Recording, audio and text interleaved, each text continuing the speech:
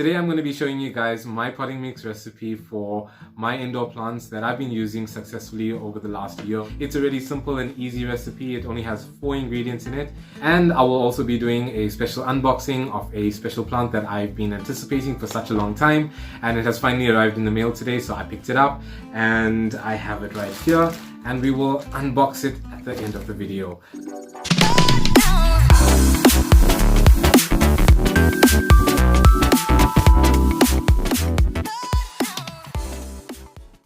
Hey guys, my name is Kovi and welcome to my channel. If you guys like anything plant related, such as plant tutorials, plant tips and tricks, plant shopping videos and that kind of stuff, then you can hit the subscribe button at the bottom and I will bring you more planty content in the future. Okay, so my potting mix recipe is really easy and simple. I practically just use 4 ingredients. I'm going to take you through them and I'm going to tell you exactly what each one of them does for your soil. Okay, so first up I have cocopeat. Now cocopeat is made from coconut husks, and why I love using it is because it's a renewable source. It's a sustainable industry that produces this coconut husk which just holds in the moisture. It's a light and fluffy substrate. It does not compact as much as other soils would. So that is why I love using coconut husks. Also, another fun fact about it is that over time, as it degrades even further, it actually helps give your plants some of the nutrients that it needs to grow. Second up, I have compost. Now, you can use any type of compost. I use the Grow compost. On the bag, it says that it has macro and microorganisms that helps your soil be a little bit more healthier. Compost also helps with nutrient content. It helps gives your plants nutrients that it needs over a space of time, although I do find that compost mainly lasts around about 3 months and then you have to fertilize after that.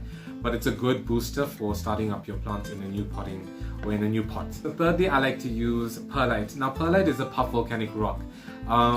It's just light and it's almost styrofoam like.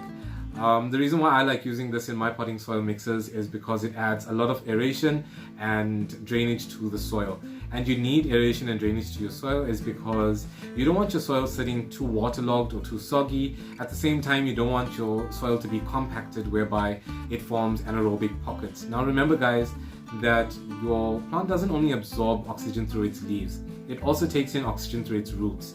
And if your soil is too compacted, that forms anaerobic pockets, which actually then promotes root rot. And trust me, you do not want to deal with root rot. I've lost so many plants with root rot. So perlite, excellent for aeration and drainage. Okay, last but not least, and this is one of my favorite additions to my potting soil mixes, is orchid bark. Now the reason why I love using orchid bark is that not only does it add aeration and extra drainage to your soil, but I feel whenever I use orchid bark in my potting mix recipes is that it makes my roots grow stronger and thicker and just all around healthier roots. As time goes by, your roots will attach to the orchid bark pieces and absorb some of the nutrients from it.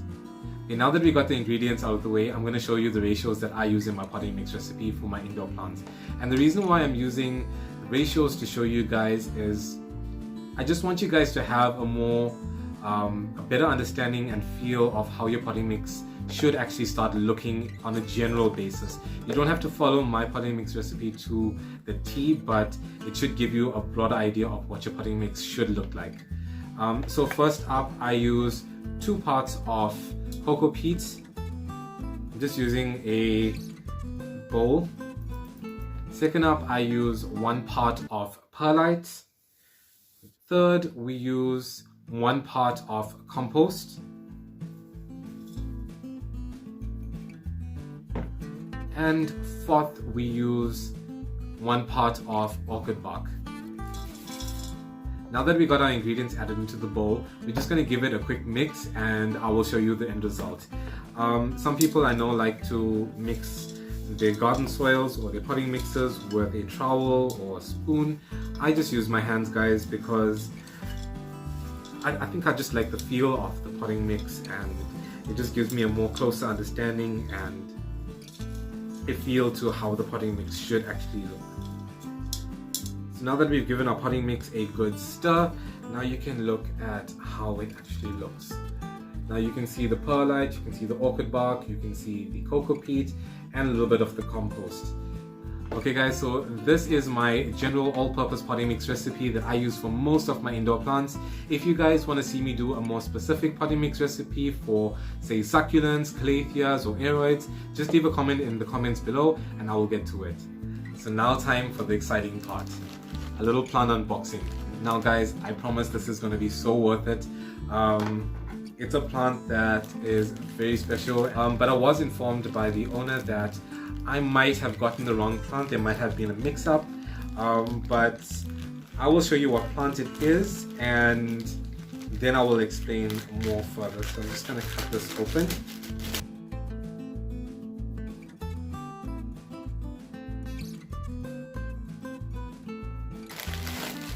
Wow, you really sealed up this box.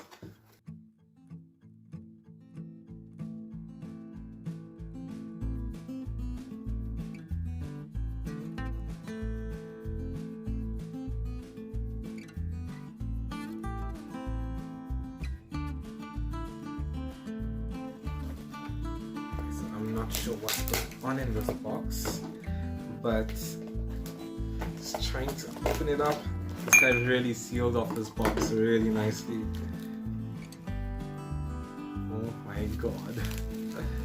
Oh, this is stunning. Guys, this is the Monstera alboborzigiana.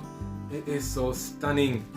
It is just a cutting, but I am super excited, although I think it is the wrong plant because I did order for the half moon type of variegation. This is more of the splash variegation, so a little bit disappointed because the plant that I saw on the pictures was the one with half a white leaf, but nonetheless it is a stunning plant and super excited.